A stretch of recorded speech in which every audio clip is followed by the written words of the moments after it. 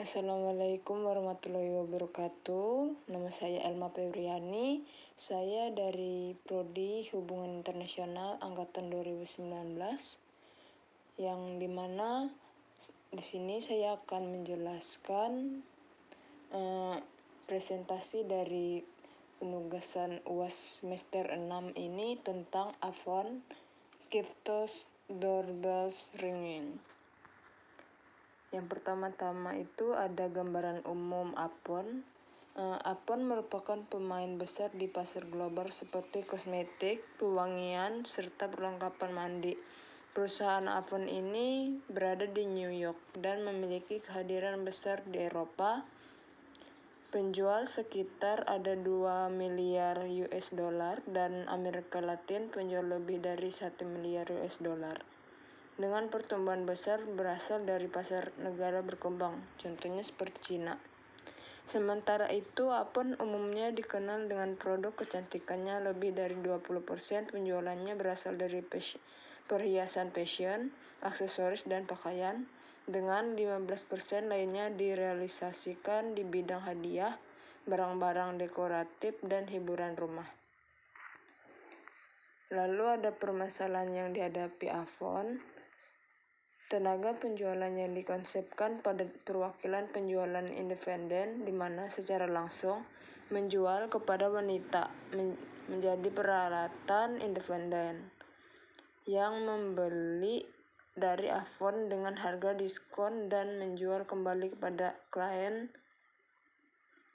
dengan harga jual.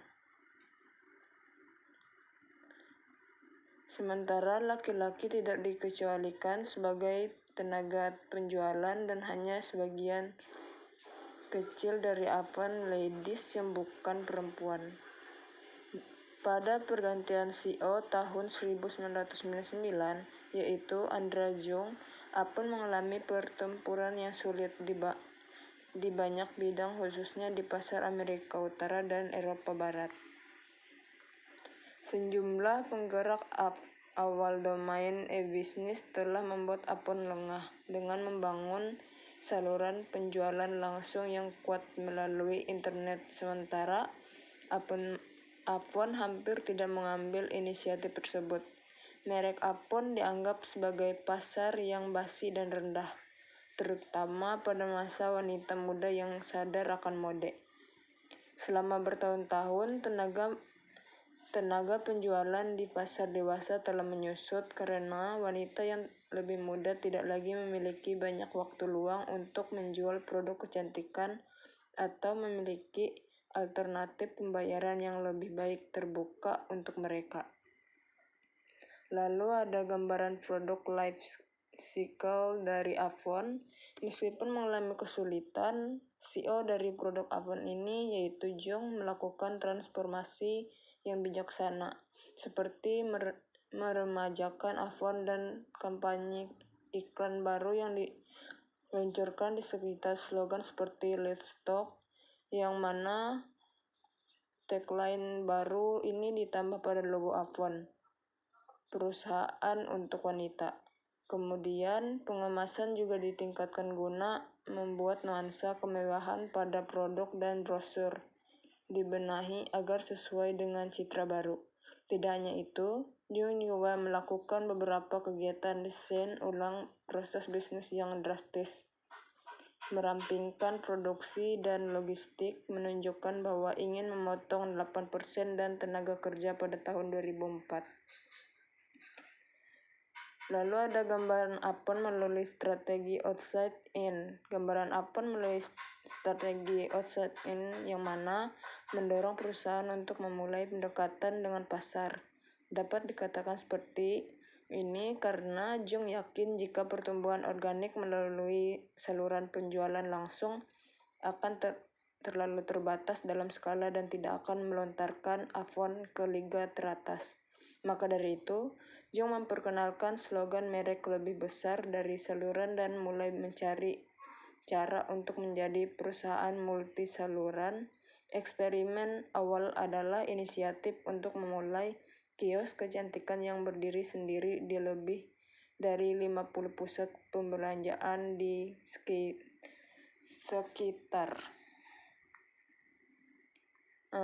Lalu ada usulan strategi yang sebaiknya diterapkan oleh Avon, yaitu menggunakan pemasaran secara online dan offline agar produk dapat ditemukan di berbagai tempat serta memudahkan konsumen dalam membeli produk.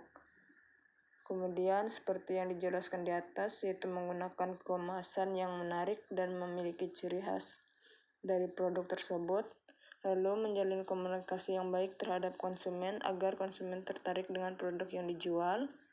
Lalu dipastikan produk sudah diuji secara klinis, tujuannya yaitu agar konsumen merasa lebih nyaman dan percaya dengan produk yang memiliki klaim menjanjikan serta yang sudah teruji secara klinis.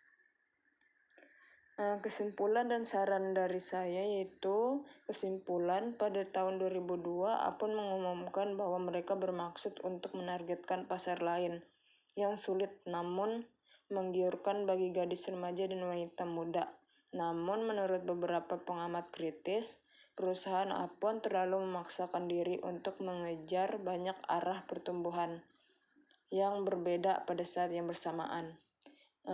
Saran dari saya yaitu meskipun perusahaan mengalami masa sulit, pendapatan menurun, penjualan menurun, serta daya beli masyarakat menurun, sebagai penjual harus tetap melakukan pemasaran dan jangan pernah berhenti untuk melakukan pemasaran. Terlebihnya, strategi pemasaran yang mana tidak boleh dihilangkan saat perusahaan mengalami penurunan. Sekian dari presentasi saya. Jika ada salah kata, mohon dimaafkan. Terima kasih bagi yang sudah mendengarkan.